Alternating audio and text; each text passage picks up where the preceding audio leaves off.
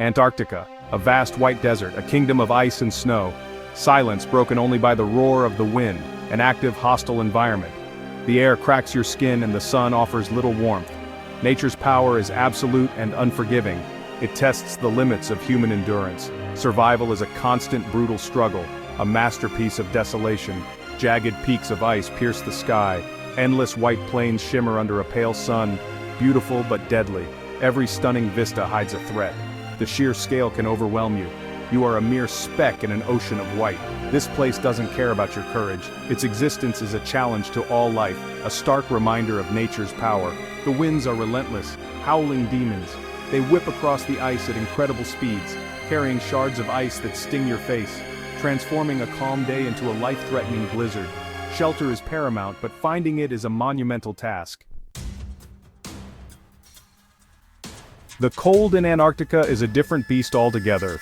We're talking about temperatures that can plummet to unimaginable lows. The world record for the coldest temperature ever measured on Earth was recorded here, a bone-chilling -89.2 degrees Celsius. Your body simply isn't designed to function in such extremes. Exposed skin freezes in seconds. Frostbite is a constant lurking threat ready to claim fingers, toes, noses, and ears. Hypothermia is another major enemy.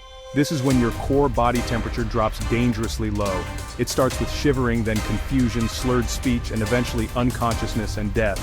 In Antarctica, the cold seeps into your bones no matter how many layers you wear. Staying warm isn't just about comfort, it's about staying alive.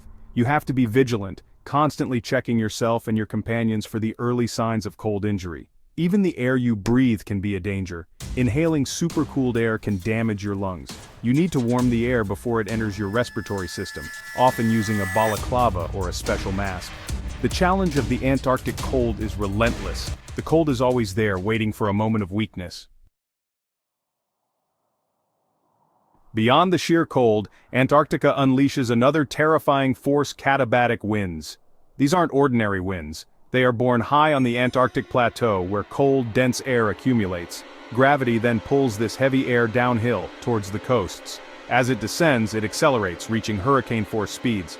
These winds can gust over 200 miles per hour. Imagine trying to stand, let alone walk or work in such a gale.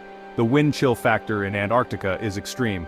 Even if the ambient temperature is, say, -30 degrees Celsius, a strong wind can make it feel like -60 or colder. This dramatically increases the risk of frostbite and hypothermia. The wind strips heat away from your body with ruthless efficiency. It finds every tiny gap in your clothing, every exposed patch of skin. These winds can also create whiteout conditions in an instant, reducing visibility to zero. These ferocious winds make any outdoor activity incredibly dangerous. Surviving these winds requires immense respect for their power. Ignoring the threat of katabatic winds in Antarctica is a fatal mistake. Antarctica is the most isolated continent on Earth. It's a vast wilderness, thousands of miles from the nearest civilization. If something goes wrong, help is not just around the corner. It could be days, weeks, or even impossible to reach you, especially during the harsh winter months. This isolation is a heavy burden to bear. Knowing that you are truly on your own, with limited resources and facing extreme dangers can be terrifying. The sheer distance and the extreme weather conditions make rescue operations incredibly difficult and dangerous. Aircraft have limited windows of opportunity to fly. Ships can be blocked by impenetrable sea ice. Even modern technology has its limits in the face of Antarctica's fury. This means that any expedition or research team must be entirely self-sufficient. They need to have the skills, the equipment, and the medical supplies to handle any emergency themselves. You are your own first responder and often your only hope. Section 5. Mind over Ice. The Psychological Gauntlet. The psychological toll of surviving in Antarctica is immense. It's not just the physical hardships, it's the mental battle that often proves to be the toughest.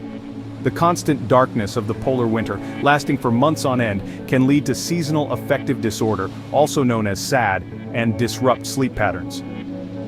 Conversely, the 24-hour daylight of summer can also be disorienting. The unchanging monochrome landscape can lead to sensory deprivation, making the world feel unreal and monotonous.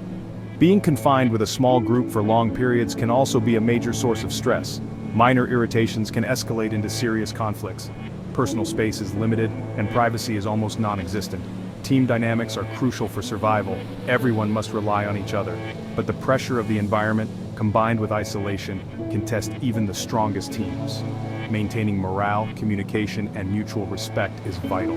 A breakdown in teamwork can have catastrophic consequences when you are facing life or death situations daily. The constant awareness of danger also plays on your mind. Every step outside could be onto a hidden crevasse. Every change in the weather could signal a life-threatening storm. The Antarctic doesn't just test your body, it tests the very core of your sanity. Section 6. The barren expanse. No food, no water, no mercy. One of the harshest realities of Antarctica is its utter lack of readily available natural resources for human survival. This isn't a land where you can forage for plants or hunt for animals to sustain yourself, not in the interior at least. The continent is 98% covered by ice. The tiny percentage of ice-free land consists mostly of barren rock and gravel.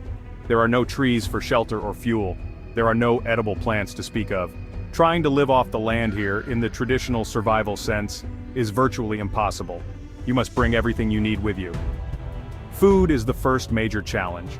Apart from some seals and penguins along the coastlines and fish and krill in the Southern Ocean, the vast interior of Antarctica is devoid of animal life that could serve as a reliable food source.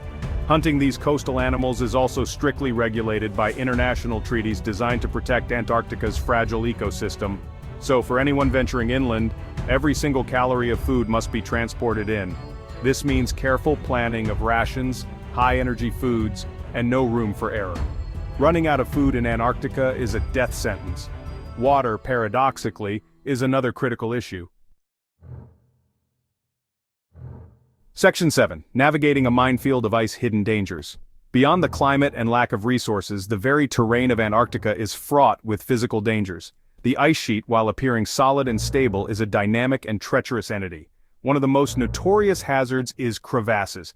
These are deep cracks or fissures in the ice, often hidden beneath a deceptive blanket of snow. An unwary traveler can easily fall into one, plunging hundreds of feet into the icy depths. Rescue from a crevasse is incredibly difficult and dangerous, requiring specialized equipment and expertise. Many are simply too deep or too narrow to escape from. Glaciers, a common feature of the Antarctic landscape, are rivers of ice constantly on the move.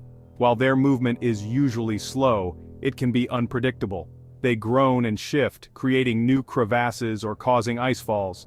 Seracs, which are large blocks or columns of glacial ice, can collapse without warning, sending tons of ice crashing down. Traveling across or near glaciers requires extreme caution and an understanding of glaciology. Section 8. Echoes of Endurance, Lessons from the Past and Present. The history of Antarctic exploration is filled with tales of incredible bravery and heartbreaking tragedy. Sir Ernest Shackleton's Imperial Trans-Antarctic expedition of 1914 to 1917 is perhaps the most famous survival story. His ship, the was crushed by pack ice, leaving him and his 27 men stranded on the frozen Weddell Sea. What followed was an epic struggle for survival against impossible odds. They endured months on drifting ice floes, then made a perilous open-boat journey to Elephant Island, and finally, Shackleton and a small crew sailed 800 miles in a tiny boat to South Georgia to get help. Miraculously, all his men survived. Shackleton's story highlights the extreme dangers but also the incredible resilience of the human spirit.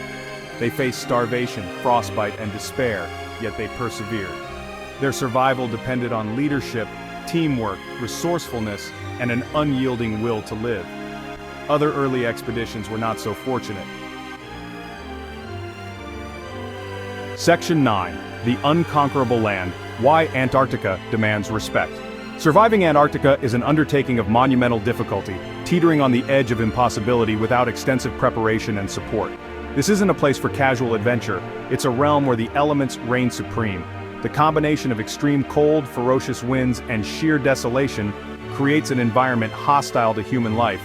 Every aspect of this continent presents a formidable challenge that can overwhelm even the most experienced individuals. The profound isolation adds another layer of complexity. Being cut off from the rest of the world weighs heavily on the human mind.